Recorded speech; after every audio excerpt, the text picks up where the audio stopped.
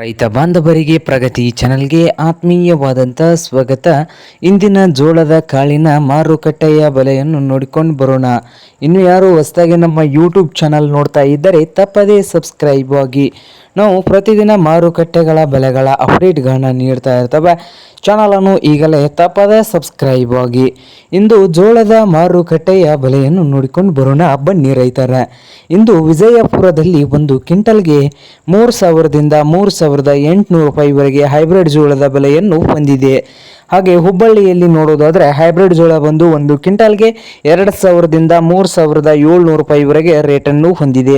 2,000ದಿಂದ 3,700 ರೂಪಾಯಿವರೆಗೆ ಹುಬ್ಬಳ್ಳಿಯಲ್ಲಿ ಒಂದು ಕ್ವಿಂಟಲ್ ಜೋಳದ ಬೆಲೆಯನ್ನು ಹೊಂದಿದ್ದು, ಹಾಗೆ ರಾಯಚೂರದಲ್ಲಿ ನೋಡೋದಾದರೆ 4,000ದಿಂದ 4,400 ರೂಪಾಯಿವರೆಗೆ ಜವಾರಿ ಜೋಳದ ಬೆಲೆಯನ್ನು ಹೊಂದಿದೆ ಒಂದು ಕ್ವಿಂಟಲ್ಗೆ. ಹಾಗೆ ಸಾಂಗಲಿಯಲ್ಲಿ 4,000ದಿಂದ ಹಿಡ್ಕೊಂಡು 6,000 ರೂಪಾಯಿವರೆಗೆ ಜವಾರಿ ಜೋಳದ ಬೆಲೆ ಸಾಂಗಲಿಯಲ್ಲಿ ಒಂದು ಕ್ವಿಂಟಲ್ಗೆ ಹೊಂದಿದೆ.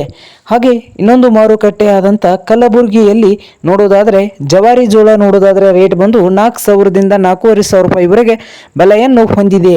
ನೋಡಿ ರೈತ ಬಾಂಧವರೇ.